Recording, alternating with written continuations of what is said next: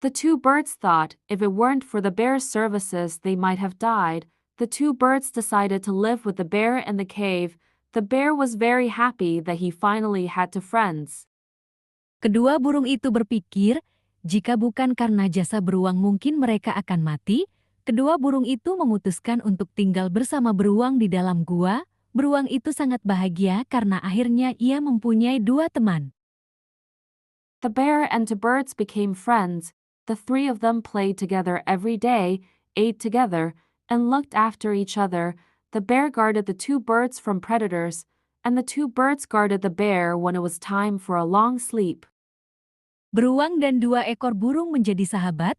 Mereka bertiga setiap hari bermain bersama, makan bersama, dan saling menjaga.